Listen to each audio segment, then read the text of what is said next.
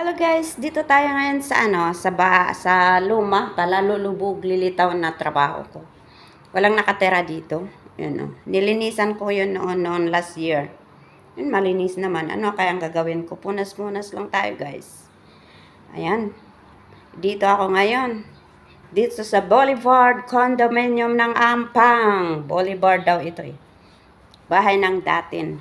Kondo ng datin pala, walang tao. Ayan oh. Merong 2 kwarto. Isang kwarto na maliit.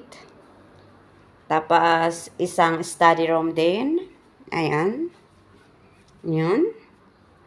Tapos, isang master bedroom. Ayan. Then, ako rin ang naglagay ng mga ganito. Ayan ah. Noon, ang dumi-dumi ito. Ang dumi-dumi ito noon. Kaya lang. Punta ako dito nung last year. Naglinis ako. Ayan. Ayan ang labas guys. Yan o.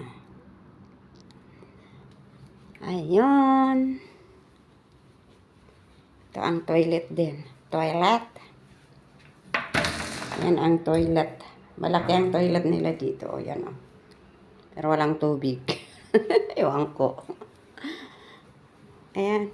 Malinis pa naman. Ano pa naman ito? Anong lilinisan ko dito? Ayan, malinis pa naman, oh. Mag-dusty-dusty lang tayo, guys, dito. Ayan. Dusty-dusty muna tayo. Ito ang view outside, oh. Yan ang outside, guys. Ayan, oh. Dito sa Boulevard Condominium ng Ampang Point. Ayan, oh. Yun ang KLCC. Asan ang Twin Tower? Yun ang pinakamataas na building.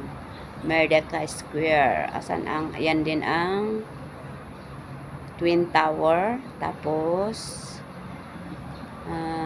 ano yun? Twin Tower, yung KLCC. Tapos yung isa na KL Tower. KL Tower yun. At Merdeka Square, yun din, oh. Nagsisilakihang building. Ayan. Yan ang children's park dito.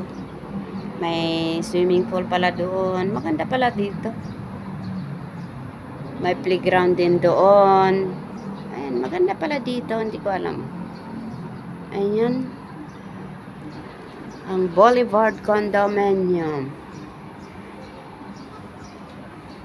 Ayan ang children's park nila dito.